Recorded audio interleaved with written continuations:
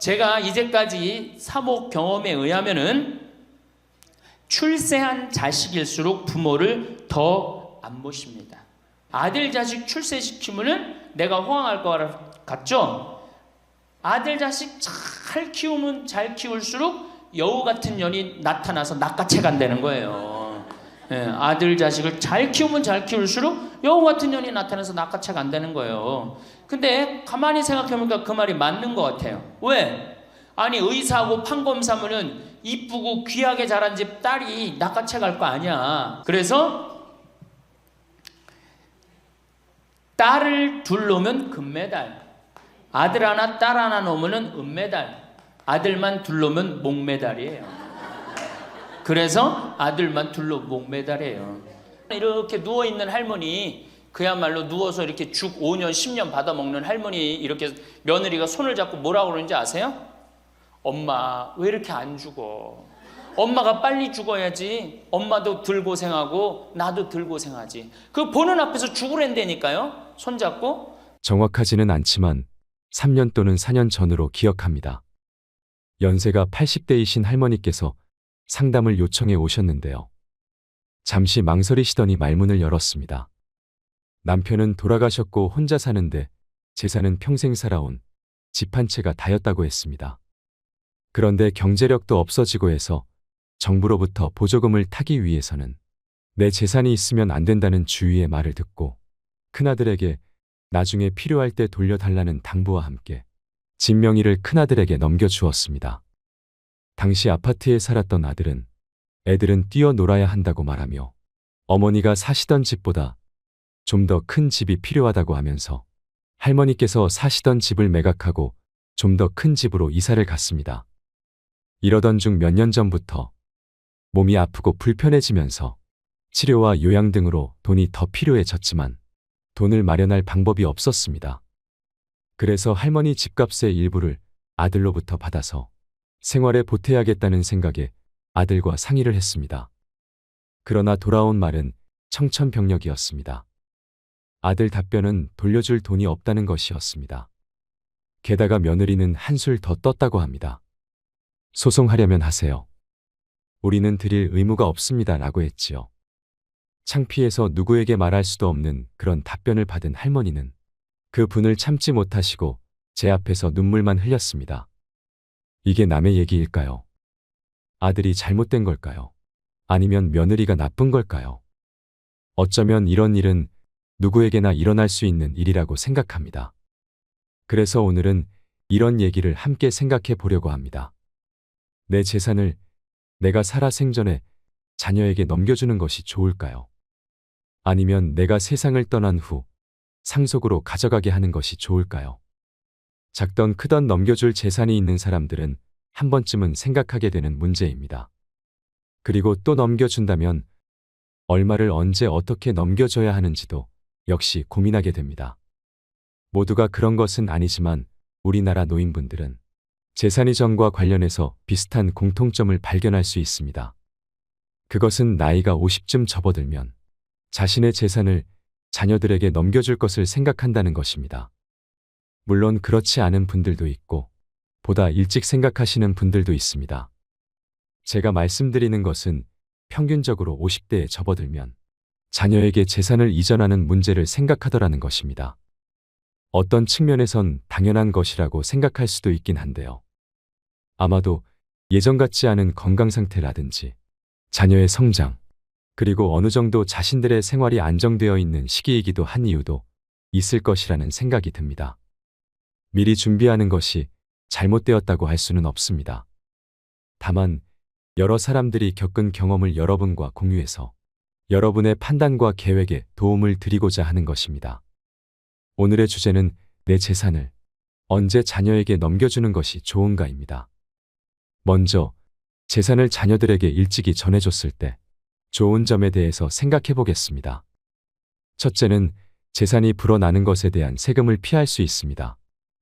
그러니까 재산이 불어난다는 전제하에서 생각해 보면 내가 지금 증여를 해주면 이전에 주려는 재산의 가치가 좀 더 낮은 금액일 때 증여를 해주기 때문에 증여세 면세점 내에 증여가 가능해질 수도 있습니다. 그러나 재산이 많이 불어나게 된다면 아무래도 증여 면세점을 넘어서게 될 가능성이 높아집니다. 이렇게 되면 증여세 부담이 생기게 될 수도 있죠.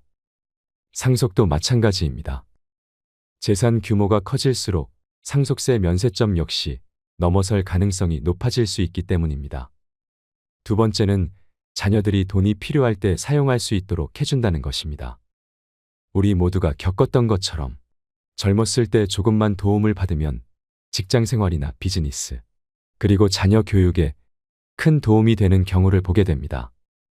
특히 자녀 교육에 많은 공을 들이는 우리나라 사람들은 좋은 학군이 있는 곳에서 거주하려면 아무래도 주거 공간 가격이 높기 때문에 특별한 경우를 제외하고는 젊은이들이 경제적으로 감당하기 어려운 경우가 대부분입니다. 이럴 때 부모의 지원은 큰 힘이 될 수 있습니다. 이런 관점은 자녀들이 정말 도움이 필요할 때 도움을 주는 것이 좋지.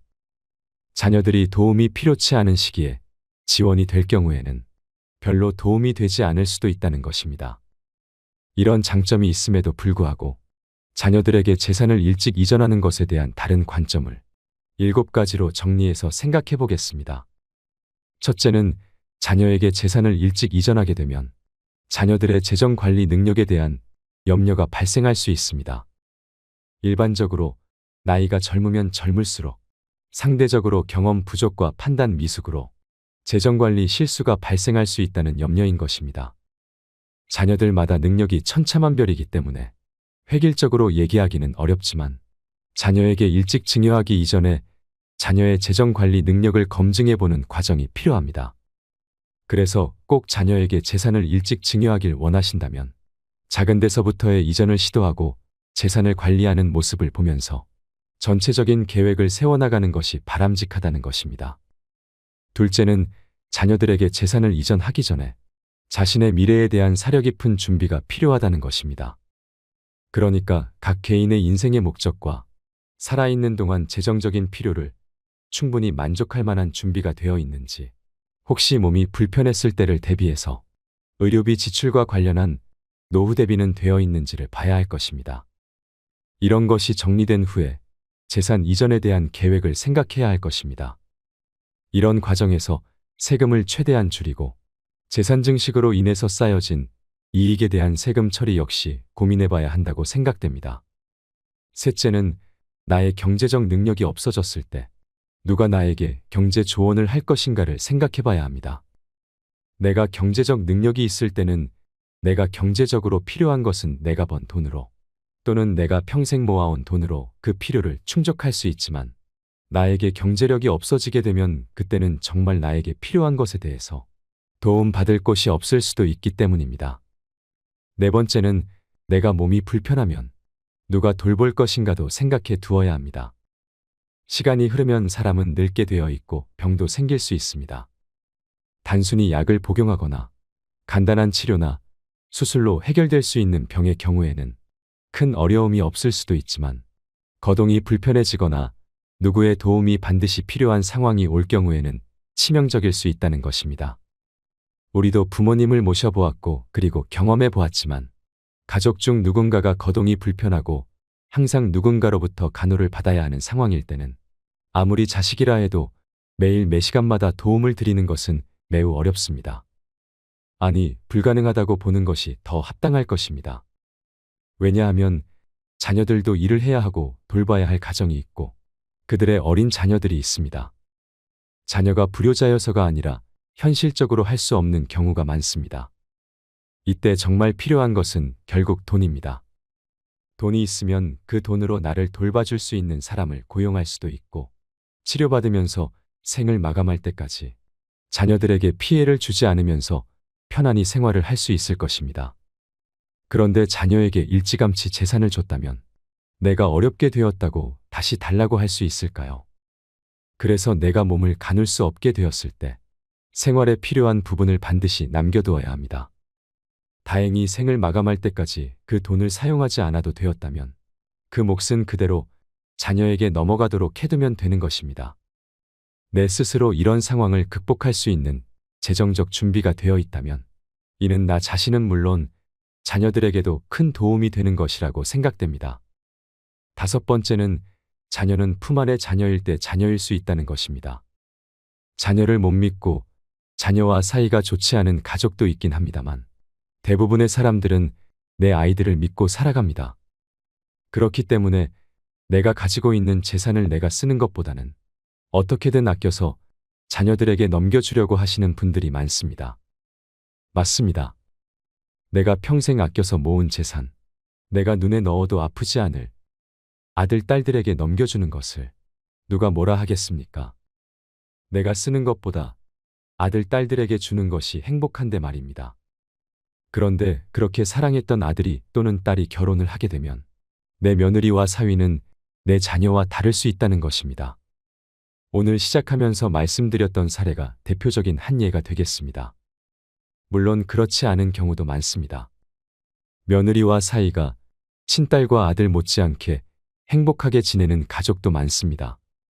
하지만 우리는 모든 것을 최상에다가 초점을 맞춰서 살아갈 수는 없기 때문에 이런 고민을 하는 거라고 생각이 됩니다. 6번째는 자녀 중 불행하게 된 자녀가 생긴다면 대책이 없을 수도 있습니다. 인생을 살면서 우리가 전혀 예측도 못했던, 상상도 못했던 일들이 벌어지고 일어나는 것을 경험합니다. 예전에 한 의대생의 의문의 죽음에 대한 주제의 뉴스가 있었습니다. 우린 이런 유사한 사건을 많이 접하게 되고 또 가족 중에서도 이런 경험을 한 사례가 있을 수 있습니다. 자녀에게 모든 재산을 일찌감치 전했는데 부득이한 사고가 발생한다면, 그리고 자녀가 여럿일 경우에 어느 한 자녀가 사고로 인해서 나머지 인생의 돌봄이 필요하다면 내가 가지고 있는 재산으로 그 자녀의 치료와 돌봄에 사용하면 되는데, 모든 재산이 이전되었을 경우 그 재산을 다시 분배하는 일은 아주 불편한 상황이 될 것이라는 사실을 역시 간과해서는 안 되겠습니다. 7번째는 선물을 줄 때는 명확한 설명이 필요합니다. 요즘 젊은 부모들은 많이 변했지만 우리 부모들 세대만 해도 생색내며 자녀에게 도움을 주는 것보다는 말없이 자녀들이 이해하겠지 또는 조용히 지원하는 것을 미덕으로 생각하는 경향이 많이 있습니다.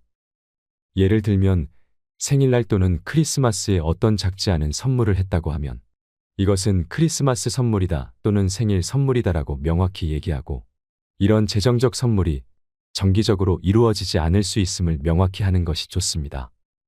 그리고 어떤 지원을 정기적으로 할 경우 재정 상황의 변화에 따라서 중단될 수도 있음을 역시 명확히 전달하는 것이 좋습니다. 부모에게 경제적인 지원을 받는 자녀는 이 지원이 계속될 수도 있다고 착각할 수도 있기 때문입니다. 우스갯소리이긴 하지만 길가의 거지에게 매일 1,000원씩 주다가 어느 날 주지 않으면 거지는 내 돈 달라고 한다는 얘기가 있습니다. 그만큼 지원하는 사람의 마음과 받는 사람의 마음은 아전인수격으로 자신이 편한 방법으로 또는 유리한 방법으로 이해하려고 하는 경향이 있음을 알아야 합니다. 오늘은 평생 모은 재산을 내 자녀에게 언제 이전하는 것이 좋을까에 대한 생각을 함께 해보았습니다. 자녀에게 재산을 이전하는 절대적인 좋은 시기를 찾는 것은 쉽지 않습니다. 어떨 때는 좀 더 일찍 재산을 이전해야 좋을 수도 있고, 어떨 때는 최대한 늦게 이전하는 것이 좋을 수도 있습니다. 또 부모가 유리한지, 자녀가 유리한지를 얘기하는 것도 아닙니다. 부모와 자녀 모두 행복할 수 있는 최선의 선택을 찾아보자는 것입니다. 각 가정마다 사정과 입장을 잘 고려해서 현명한 판단을 해야 할 것입니다. 오늘은 황창현 신부님의 강의를 통해 자식에게 재산을 줘야 하는지 안 줘야 하는지 생각해보는 시간을 가지고 싶습니다. 영상이 마음에 드신다면 구독과 좋아요 부탁드리겠습니다. 그리고 내 곁에 소중한 이들에게 이 영상을 공유해주세요. 황창현 신부님의 행복특강, 지금 바로 시작하겠습니다. 제가 노년의 생활에 대한 얘기를 좀 하도록 하겠습니다.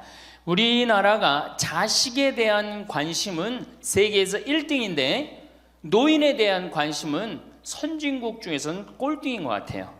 정말로.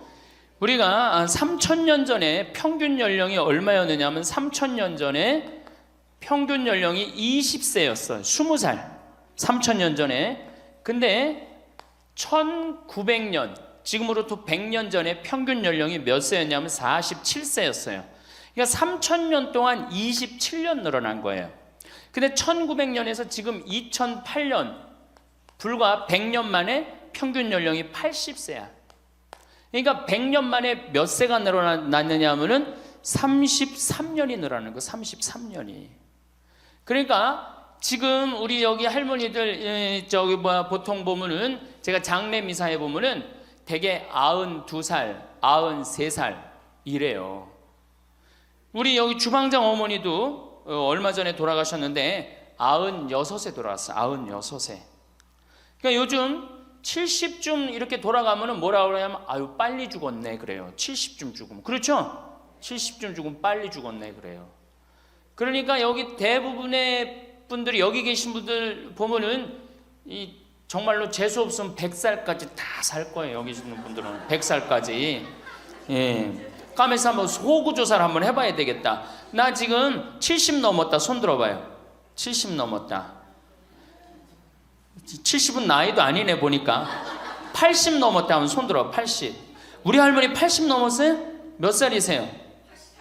81? 이 할머니 여기까지 온 근력 보니까 105살까지 살게 생겼네. 예. 아니 81인데 이렇게 정정한데, 근데 여러분들 천지가 그래요. 천지가. 우리가 2006년에 100살 넘은 사람이 몇 명이냐면 1960명이에요. 그러니까 거의 2,000명 됐어요. 2007년에 몇 명? 4,000명이에요. 4,000명. 더블로 늘어나요. 더블로. 일본은 100살 넘은 사람이 3만 명이 넘어. 3만 명이. 그러니까 옛날에는 연령이 어떻게 돼 있었느냐 하면은 애들이 많았고 어른이 조금이었어요.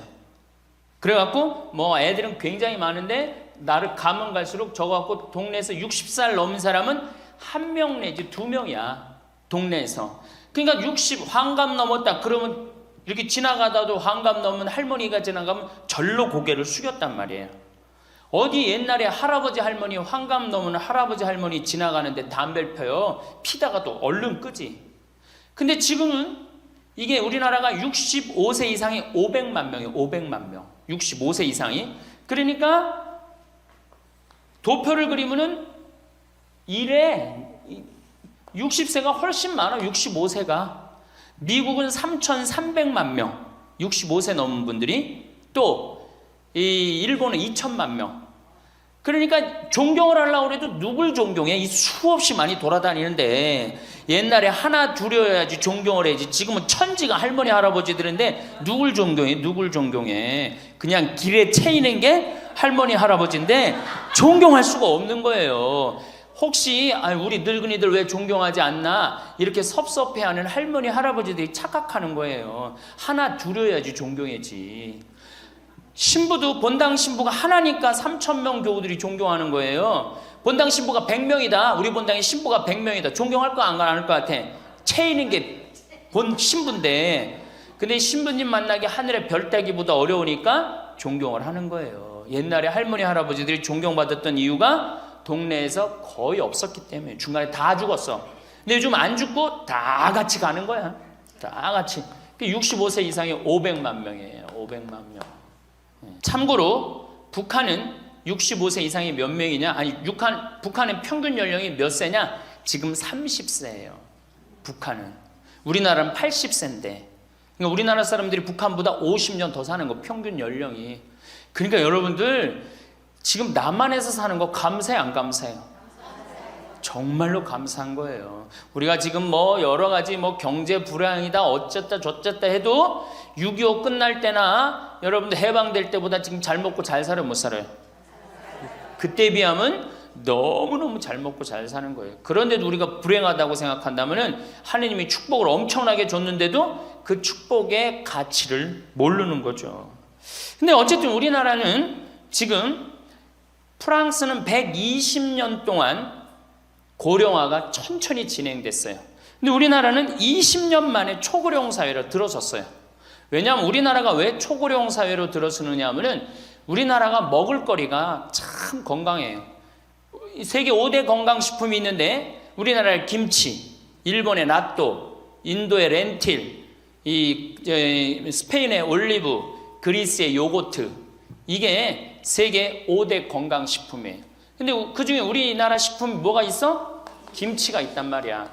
근데 인도의 렌틸이나 일본의 나또가 뭘로 만드냐면 콩으로 만드는 제품이에요. 근데 우리나라 콩으로 만드는 제품이 뭐가 있어? 된장, 간장, 고추장, 그리고 더 기가 막힌 건 뭐예요? 청국장 있잖아요. 청국장. 이 좋은 걸 먹으니까 죽어요, 안 죽어요? 안 죽는 거예요. 그러니까 다른 나라 120년 동안 가는 초고령 사회를 우리는 몇 년 만에 가는 거예요? 20년 만에 지금 가고 있어요. 제가 병자성사를 가보면은요, 보통 95살 먹은 어머니를 며느리가 이렇게 모시면 며느리가 몇 살이냐면 70살이야, 70살. 그러면 내가 병자성사를 가면 이렇게 누워있는 할머니, 그야말로 누워서 이렇게 죽 5년, 10년 받아먹는 할머니, 이렇게 며느리가 손을 잡고 뭐라고 그러는지 아세요? 엄마, 왜 이렇게 안 죽어?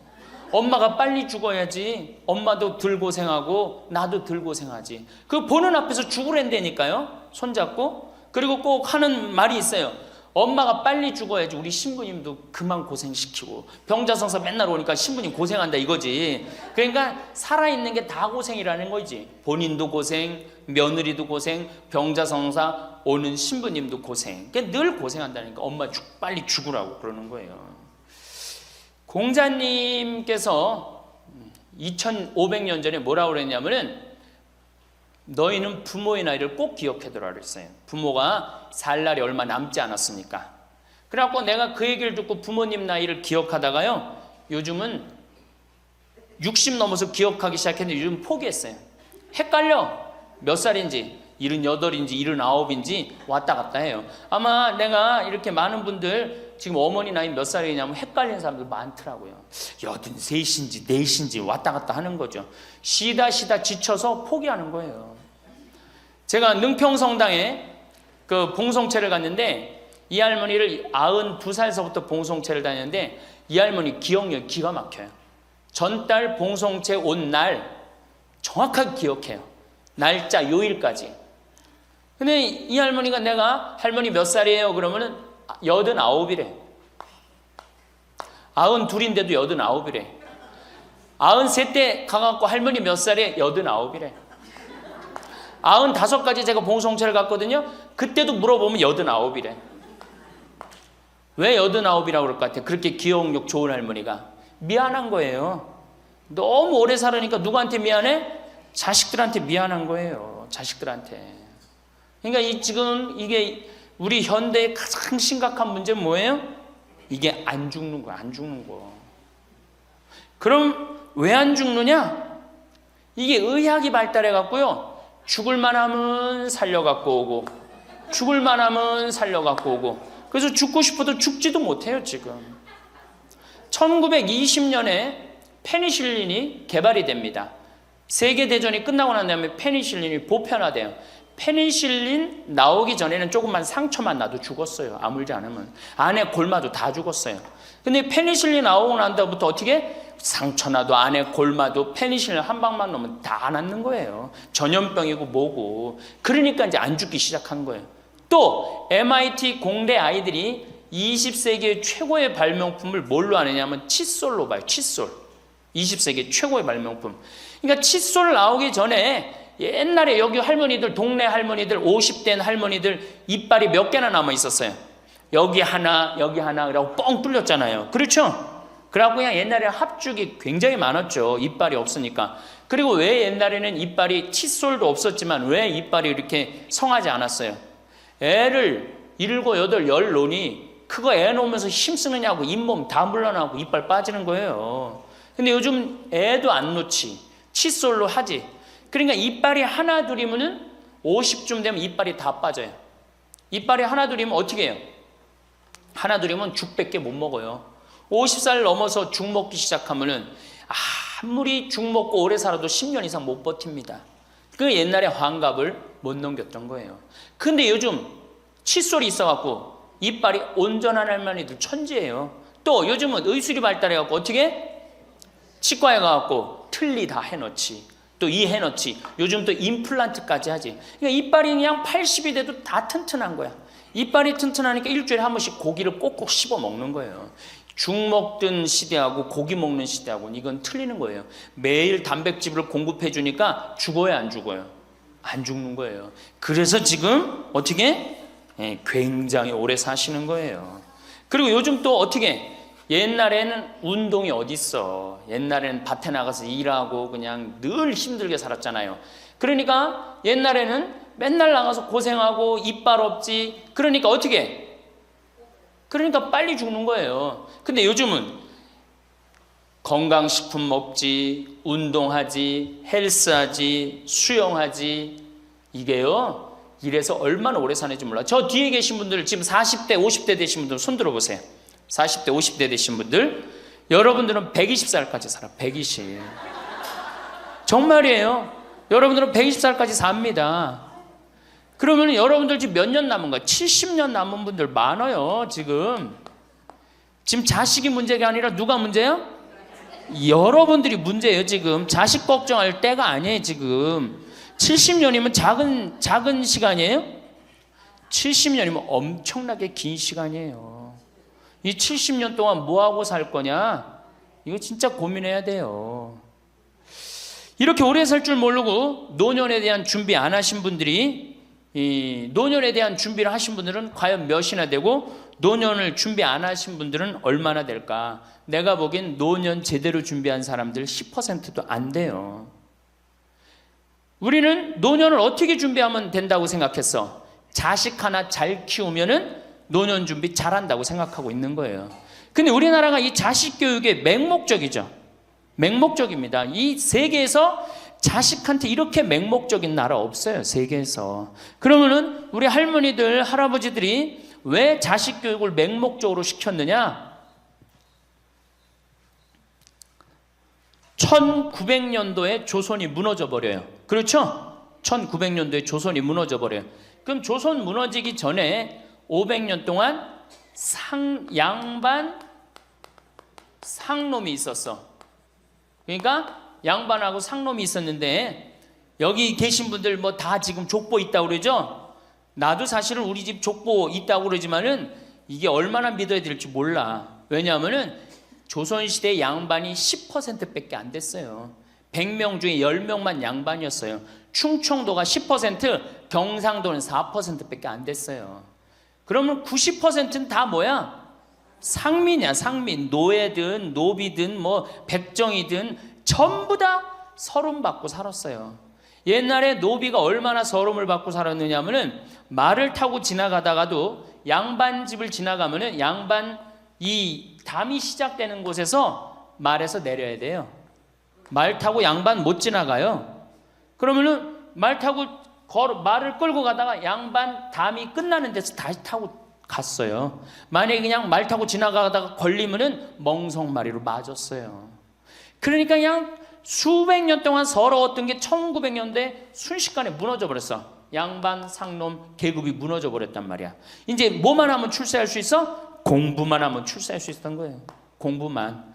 그러니까 그냥 공부만 하면 판검사 되면 모든 게 이제 내 원한, 그동안 수백 년 동안 쌓였던 원한 한을 다 풀 수 있다. 그래갖고 이제 나는 못 먹어도 논 팔고 소 팔고 정말 나 먹고 싶은 거 쓰고 싶은 거 못하는 한 있어도 누구는 교육시켜?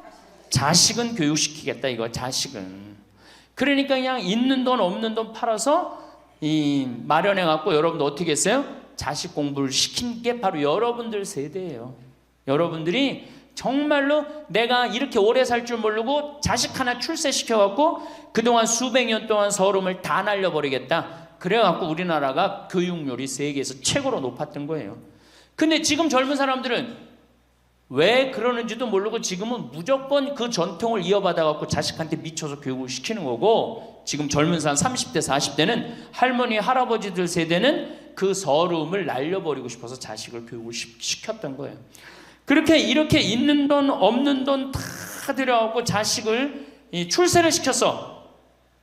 출세를 시키면 호강할 줄 알았는데 자식이 출세하면은 호강합니까 안 합니까? 제가 이제까지 사목 경험에 의하면은 출세한 자식일수록 부모를 더 안 모십니다. 출세한 자식일수록. 부모가 서울대학 뭐 연고대 정말 대학 졸업시켜갖고 내가 출세를 했어요. 그래갖고 집에 비데가 있어. 비데. 화장실에 가면 물 나오는 거 있죠? 비데도 있고 이태리 대리석도 있고. 집은 삐까번쩍하게 기가 막히게 했는데 늙은 우리 무식한 엄마는, 무식한 아버지는 그 집에 어울려요, 안 어울려요? 그 집에 안 어울리는 거예요. 그러니까 안 어울리고 빨리 죽으면 차라리 다행인데 이게 안 어울리면서 죽지도 않고 그냥 그 집에서 귀신같이 왔다 갔다 한단 말이에요. 그러니까 자꾸 눈에 밟히는 거예요. 내가 평택에 있을 때 비닐하우스에서 사는 집이에요. 근데 이 집에 할머니 한 분이 사는데 파출부가 와서 밥을 해주는 거예요. 파출부가 밥 해주고 빨래 해주고 할머니 뒷바라지를 다 해주는 거예요. 그리고 집에 갈 때는 바깥에서 문을 잠고 가는 거예요. 신기한 거예요. 어떻게 저런 일이 벌어지느냐. 또 봉송체도, 성당 다녀고 봉송체도 하고. 알고 봤더니 아들이 서울에서 100억대 재산가야. 집은 정말 으리으리한 집이야. 근데 그 무식한 할머니가 그 집에 어울려요, 안 어울려요?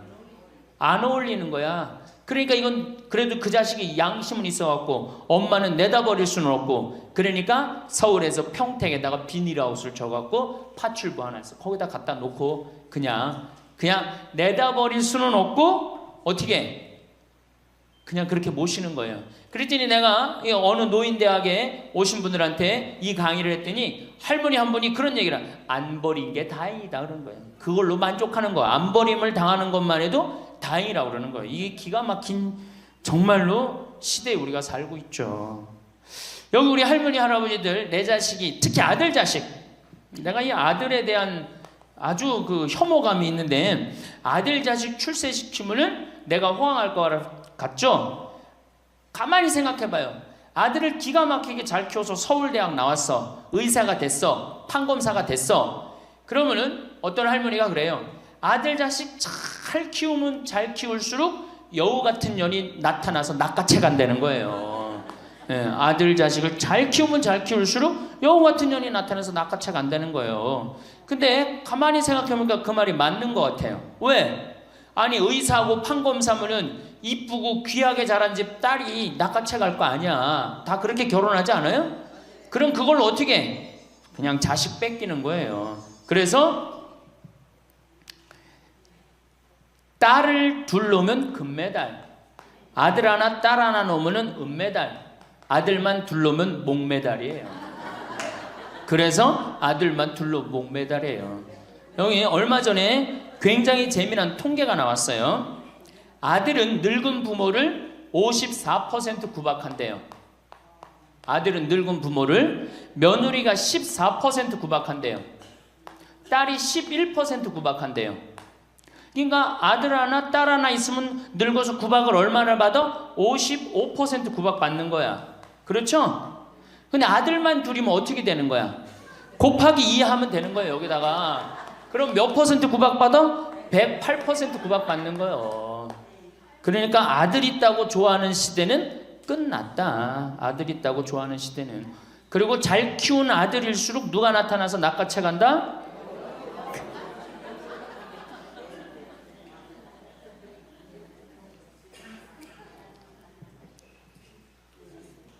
물론 아들이라고 다 불효자는 아니에요.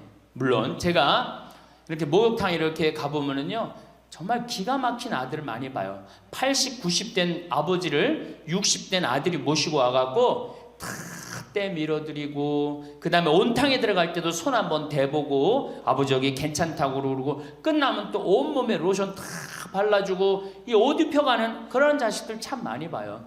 기가 막힌 효자들도 있어요. 또 음식점에 가보면은 큰 늙은 그냥 꼬부랑 할머니 모시고 와갖고 고기 구워서 입에 넣어드리는 자식들도 참 많이 봐요. 그렇게 효도하는 자식들도 있는데 그 몇 퍼센트냐? 10% 이상 넘지 않을 거려.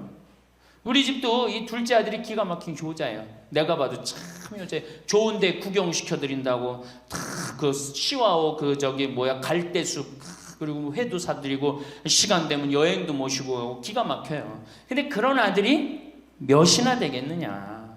제가 보기에는 그렇게 많지 않아요. 황창현 신부님의 강의가 어떠셨나요? 저는 출세한 자식일수록 부모를 더 안 모신다는 이야기가 정말 충격적이었는데요. 100억 부자인 아들이 자신의 엄마를 비닐하우스에 살게 하면서 자식된 도리를 한다는 것이 고작 파출부를 보내주는 거라니 정말 이해가 되지 않았습니다. 그리고 황창현 신부님께서 말씀하신 이야기 중에 아들은 늙은 부모를 54% 구박하고 며느리는 14% 구박하고 딸이 11% 구박한다는 통계를 보니 나이 들어서 구박 안 받고 살려면 어떻게 해야 하나 고민해 봐야겠다는 생각이 들었습니다. 이럴 때 내 재산이라도 있으면 구박 안 받고 당당하게 살 수 있지 않을까 하는 생각도 들었습니다. 여러분은 자식에게 재산을 물려주는 것에 대해 어떻게 생각하시나요? 황창현 신부님께서는 자식한테 물려줄 생각하지 말아라고 합니다. 여러분들이 만약에 70살에 다 살았다고 생각하고 자식들한테 재산을 물려주는 순간 여러분들은 자식 잃어버리고 재산 잃어버리고 인생 잃어버리는 거라고 말하십니다. 70살에 자식들한테 재산을 주면 자식이 계속 용돈 주고 찾아올 것 같은지 되묻습니다. 용돈도 안 주고 찾아오지도 않는 것이 현실이라고 하죠. 10월 2일 노인의 날에는 불효자 방지법이 발의가 됐다고 합니다. 불효자 방지법을 들어보셨나요? 불효자 방지법이 뭐냐 하면 내가 집도 주고 재산을 다 줬는데 자식이 용돈도 안 주고 찾아오지도 않으면 내가 준 재산, 내가 준 집을 다시 찾아올 수 있는 법입니다. 용돈도 안 주고 나를 책임지지도 않으니까 원래 내 재산이니까 내가 다시 갖고 올게 하는 것입니다. 그런데 70살이 넘어서 내가 자식에게 준 재산 찾아오겠다고 법원에 소송 걸 수 있는 할머니들은 별로 없습니다. 그냥 참고 사는 것입니다. 속은 새까맣게 타들어가는데 참고 사는 것입니다. 내가 자식을 어떻게 키워서 어떻게 성공시키고 어떻게 재산을 물려줬는데 나한테 이럴 수가 있느냐고 그렇게 땅을 치고 후회해도 소용없는 것입니다. 이 영상을 보시면서 어떤 깨달음을 얻으셨는지 댓글로 여러분의 소중한 의견을 공유해 주세요. 다양한 사람들과 허심탄회하게 이야기 나누면서 의미를 한 번 더 되새기신다면 가슴에 더욱 남을 것입니다. 이상으로 책틀맨이었습니다. 지혜를 쌓는 당신의 오늘이 아름답습니다. 더 좋은 영상으로 찾아뵙겠습니다.